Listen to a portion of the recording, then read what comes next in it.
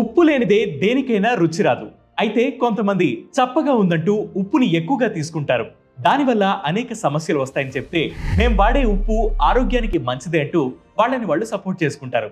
అసలు ఏ ఉప్పు ఆరోగ్యానికి మంచిది? మార్కెట్లో చాలా రకాల ఉప్పులు అందుబాటులో ఉన్నాయి. సాధారణంగా ఎక్కువ మంది ఉపయోగించేది రిఫైన్డ్ సాల్ట్ లేదా టేబుల్ సాల్ట్. ఇందులో 97 నుంచి 99% సోడియం క్లోరైడ్ ఉంటుంది. ఇందులో ఎలాంటి మలినాలు లేకుండా శుద్ధపరుస్తారు. అలా రిఫైన్ చేసినప్పుడు సహజంగా అందులో ఉండే పోషకాలు తొలగిపోతాయి. అయితే rock salt, black salt, pink సాల్ట్లను టేబుల్ సాల్ట్ తరహాలో రిఫైన్ చేయరు కాబట్టి వాటిలో potassium, calcium, magnesium, iron, manganese వంటి ఖనిజ లవణాలు ఎక్కువగా ఉంటాయి. అయితే ఉప్పులో ఉండే అధిక సోడియం ఆరోగ్యానికి మంచిది కాదు. కానీ అన్ని రకాల ఉప్పుల్లో ఎంతో కొంత సోడియం ఉంటుంది.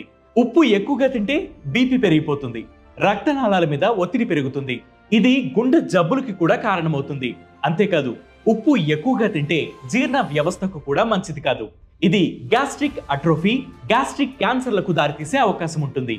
ఉప్పు ఎక్కువగా తీసుకోవడం వల్ల శరీరంలో ఎక్కువైన సోడియంను విసర్జించేటప్పుడు కాల్షియం కూడా బయటకు పోతుంది. ఫలితంగా కాల్షియం లోపించి ఎముకల సమస్య వస్తుంది. కాబట్టి ఏ రకం ఉప్పు ఉపయోగించినా దాన్ని మితంగా తీసుకోవడమే ఉత్తమమని ICMR సూచించింది. అయితే మీరు కూడా ఉప్పుని ఎక్కువగా తీసుకుంటారా? దీనిపై మీ అభిప్రాయాన్ని కింద కామెంట్ సెక్షన్ లో మెన్షన్ చేయండి. దాంతోపాటు వేటి న్యూస్ తెలుగు యూట్యూబ్ ఛానల్ ని సబ్స్క్రైబ్ చేయండి.